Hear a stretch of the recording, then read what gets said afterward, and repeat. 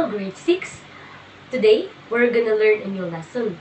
So, hi everyone, I'm teacher Christine and welcome to my class.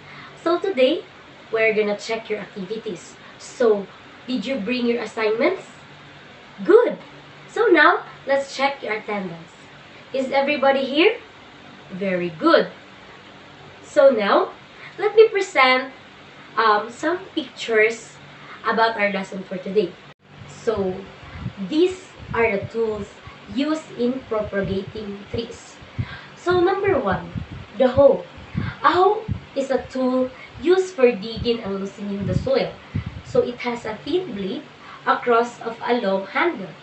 So, the second one is the rake. So, a rake is a long-handled tool having a bar at one end with teeth in. So, di ba nakakita na ito pinali sa atong balay class? So, ginagamit nato siya pangbungkal sa yuta o pambira sa mga sagbot sa atong balay. So, next is the trowel. A tool with a curved blade used for loosening the ground and taking up small plants. Next one is the axe or mas kilala natin sa tawag na atsa o sa atong apa. So, it is a tool with a flat, sharp blade fastened to a handle used for cutting trunk or trees and other branches. So, ginagamit na to siya pang putol o mga sanga, mga kahoy. So, aside sa gabas o sa sinso, ang axe or ang pwede po siya gamiton pang tigbas o pang putol sa mga kahoy o mga sanga nga sa gabas atong palibot. The next one is the crowbar. So, it is a straight, heavy iron pointed at one end. About 4 feet high, used for digging holes and for planting seeds. So, the next one is the bolo. So, sa Bisaya pa rin ang bolo, sundang. So, it is a tool with a wooden or hard material handle in which a long blade is attached. So, hait kaayo siyang forma. So, pwede ni siyang pang tigbas, pang putol, pareha ra pud sa axe. So, the next one is the shovel. So, a shovel is a tool for digging, lifting, and moving bulk materials such as soil, coal, gravel, snow, or many more. So, ang shovel mo, pala nga gamay or kanang ginakalot na to sa yuta para magtanom og seeds. So, the next one is the fork. So, dili ni siya nga kanang fork nga itong ginagamit sa pagkaon. So, fork, pareha siya sa rake o forma, pero tulo lang abok ang iyahang ipon. So, ginagamit mo siya pang kuha sa mga sagbot. So, a fork can be used to loosen soil around and a perennial fork. So, it's gently attached and ready to carry elsewhere to replant or pot. The next one is the water sprinkler. So, a sprinkler is a device used to spray water. Sprinklers are used to water plants or grass. So, ginagamit na to siya pang bubo sa tulog. So, gamit kaayo siya kay tungod sa iyang mga buslot-buslot sa iyang baba sa iyang gumitanan. Gagmay ra ang mo, tama-tama ra jud na maka inom ang plants tungod kay kung gamitan na to siyang hose, daghan kay ang mosulod na tubig, so makuha ng roots, maguba. So, ang sprinkler ginagamit siya para enough na water lang ang makuha sa plants. So, the next one is the wheelbarrow. So, a cart with 2 handles, a large bowl, and usually one wheel that is used for carrying heavy materials. So, kanang ginagamit nato pang ginasundan nato ni siyang mga talon, isa't unsa, dili nato ginasunod para makarry nato siya paadto sa isa ka lugar to another. So, gamit kay ni siya no sa kanang mga magtukag sa bukid-bukid para nakamaglisod og dala. So, next one is the hose. So, we all know what a hose is. So, a hose is a flexible, hollow tube designed to carry fluids from one location to another. So, ang hose is siya nga flexible material nga ato ang ginagamit pang bisbis sa tanom. So, aside sa sprinkler na po tayo hose, pero ang kaning hose mas gamit siya sa pang kuha og larger nga amount of tubig. Unlike sa sprinkler nga gamay na og amount ng tubig ang makarry, ang hose pwede siya nga permanently magagas ng tubig to, kinakakunik siya sa gripo. So next one is the sprayer. So sprayers are commonly used for administration of water and water chemical solutions like fertilizers, pesticide, and herbicide. So, ang sprayer ka nang spray na to sa itong mga bulak. So, nawid gamay nga spray na to itong dako nga spray nga bisbis ka na sa mga fertilizers like sa mga mangoes, ka nang ginagamit sa mga trabahante pang bisbis sa pangwala sa mga pesticides sa mga tanom. Okay. So, the next one is the weighing scale. So, a weighing scale are to balance measure weight by measuring the amount of force exceeded on the load cell. So, ginagamit na to ang weighing scale sa pagtimbang para makuha na to ang exact kilogram, mass, or anything. So, gamit po na siya sa mga bukid-bukid no, or sa pag-plant o tanom. Kay dali na ito makita kung pila ka bukaton, kasi kulangan pa ba ang fertilizer nga gamiton. So, the next one is the pruning shears. So, kung sino ng pruning shears? Pruning shears are also called hand pruners in American English. So, kanang mga sea cutters. So, it is a type of a scissors used for plants. So, kung natay gunting sa papel, tapos tay gunting sa mga tanom. So, hait ni siya nga, more siya gunting dyan siya nga, ginagamit ato sa pagputol sa mga unnecessary branches. Like, kunyari, natay bulak niya, laya na. So, kinahanglan na to putlon ang mga branch niya. So, kung may gamito na to, alangan mo gamit na gunting. So, kinahanglan na to si pruning shears. So, dili na mo si pruning shears. Ginaputol to yung mga unnecessary branches na dili kaya putlong sa ordinary na scissors. The next one is the garden gloves. So, gardeners wear gloves for many different reasons. So, kani, such as keep hands, fingernails clean and dry and avoid blisters and calluses.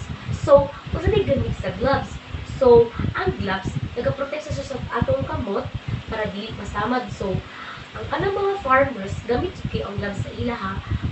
Siguro mo lang number 1 yung pinakagamit sa ilaha kay ang atong yuta, kasi nga mga bacteria, so wala kabalo kung masamad ka, may manulod na mga organisms, magkubag atong kamot. So, pwede siya maka-cause of mga kanang infections or mas lala nga sakit. So, ang gloves, importante kaayo siya para makalikay ana ng mga paghitabo. So now, here are the tips in performing scientific way of propagating trees and fruit-bearing trees. So, number 1, select a stem which is not too young or too old. So, we have to make sure nga ato ang putlon ng mga stem is dili kayo siya young o dili kayo siya tuod. Kailangan tama-tama lang. Number 2, make sure that the propagating materials are the same species. Number 3, see to it that the stalk and the stem are fitted with each other. Dapat mag-fit siya sa isa't isa. Number 4, do the propagation at the right time. So, kita magbuot-buot o gupit kung wata kabalo kung saang buhaton. Here are the health and safety measures in propagating fruit trees and fruit-bearing trees.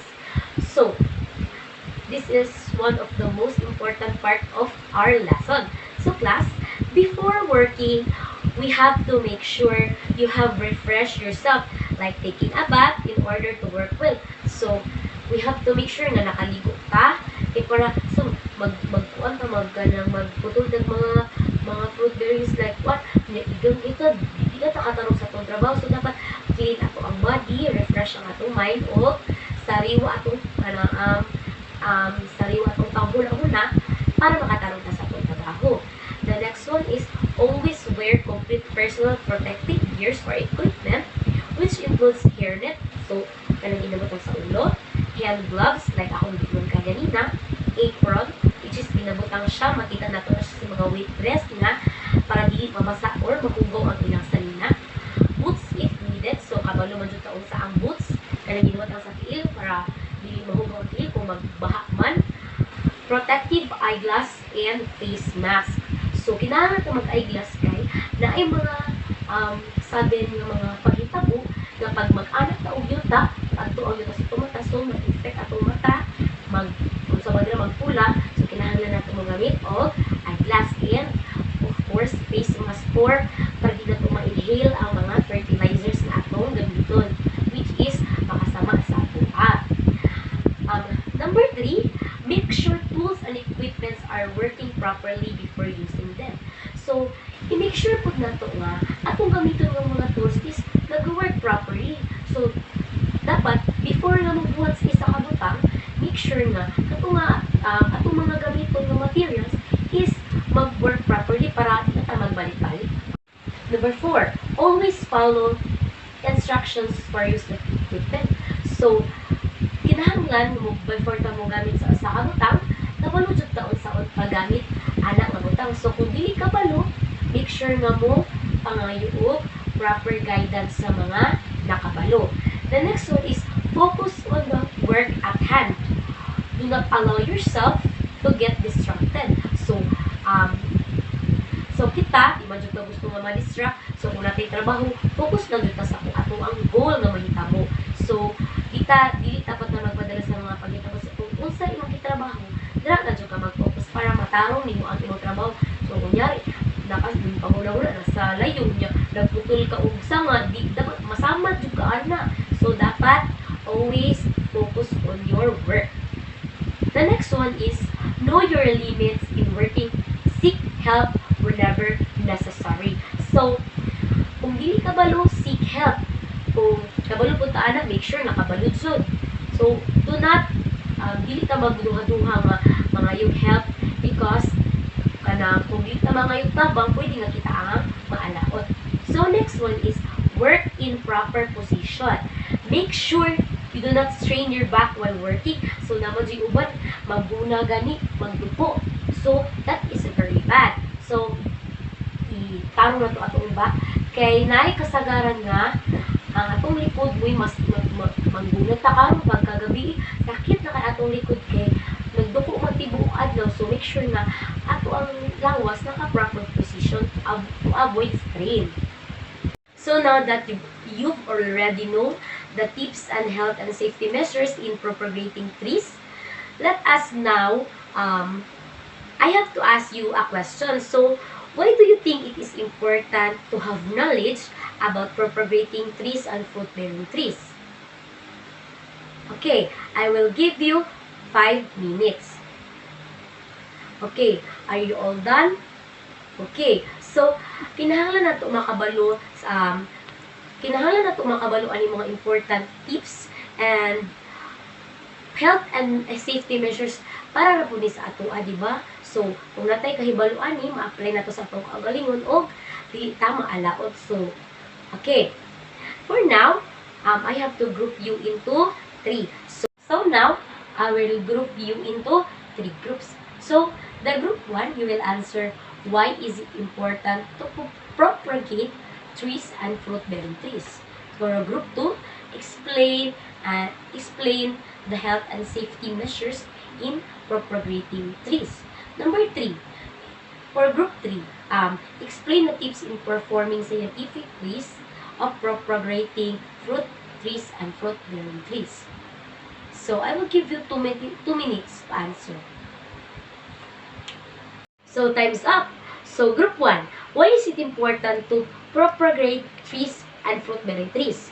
So, importante kayo nga mag-propagate ta to para mapadaghan na to sila. So, kunyari, na kay rose dira gusto nimo siya padaghanon.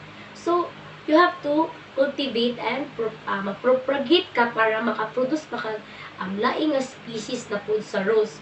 So, group 2, explain the health and safety measures in propagating trees and fruit-bearing trees. So, unsa daw ang usang importante di ay ang health and safety measures. So, ang kinahanglan kayo nato ni para di na ito masakitan na ito ang kaugalingon. So, knowledge aning mga inani, so pwede na ito masakitan ng atong kaugalingon. So, number 3, for group 3, explain the tips in performing scientific ways in propagating fruit and fruit-bearing trees. So, tips are important para makabulot ako unsa ang buhaton. So, I have given you the tips from kaganina. So, muto siya aton dapat buhaton in propagating trees and fruit-bearing trees para kabaluta sa ato ang mga buhaton o di tamang kamali-kamali. So now, in a 1/2 sheet of paper, you have to discuss the importance of health and safety tips or safety measures in propagating trees and fruit-bearing trees. I will give you 2 minutes to answer, okay? So, okay, very good. So now, I will give you another quiz and you have to list the different meaning of equipments, tools used for propagating trees and fruit-bearing trees.